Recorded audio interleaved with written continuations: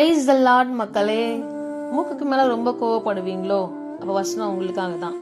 யாக்கோபு 1:19-20 கூட, ஆகையால் என் பிரியமான சகோதரரே, யாவரும் கேட்கிறதற்கு தீவிரமாயும் பேசுகிறதற்கு பொறுமையாயும் கோபிக்கிறதற்கு தாமதமாயும் இருக்க கடவீர்கள்.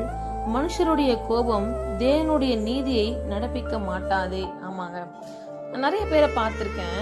பார்க்கறதுக்கு ரொம்ப சைலண்டா இருக்கிற பர்சன்லாம் சடனா கோவம் வந்துச்சுன்னு பார்த்துக்கோங்களேன், ஒரு பூகமே வெடிச்சிடும் அவங்க கிட்ட இருந்து.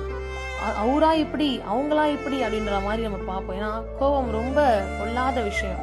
அந்த கோபத்தை தாமதமா கொஞ்சம் பொறுமையா டீல் பண்ணலாம், கொஞ்சம் பொறுமையா கோபம் வர சொல்லுங்க அப்படின்னு சொன்னா சான்ஸே இல்லைல்ல. ஆனா அதே கோபத்தை கூட நாம் இடம் பொருள் ஏவல் பார்த்து நம்ம பேச வேண்டும்.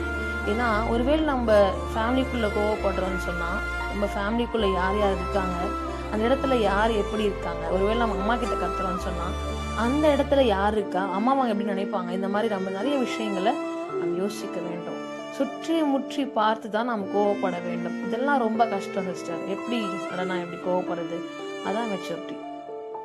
சின்ன குழந்தைகளை போல ஒருவேளை நம்ம ரொம்ப குட்டி குட்டி பாப்பா மாதிரி நம்ம இல்லாமல், அவங்க தான் எடுத்தோடனே அழுவாங்க, அடிப்பாங்க, கோவம் வரும். நாம் இப்போ வளர்ந்தோம் அப்படின்னு சொன்னால் நாம் எப்படி இருக்கணும்? நம்முடைய கோபத்திலே கூட நாம் மெச்சூரிட்டியாக இருக்க வேண்டும். வேதம் அழகா சொல்லுகிறது, தாமதமாயிரு, பொறுமையாயிரு. உன்னுடைய கோபத்தை வச்சு நீ எதுவும் சாதிக்க போறதில்லை. உன்னுடைய கோபத்தை வச்சு நீ தான் லாஸ் ஆயிடுவ, நீ முட்டாள் ஆயிடுவ. உன்னுடைய வார்த்தைகள் பிறர் மனதை புண்படுத்தும். ஸோ எப்படி எங்கே பேச வேணும் அது நம்ம யோசிச்சு நிதானமாக நம்ம பேச வேண்டுமா இருக்கிறோம்.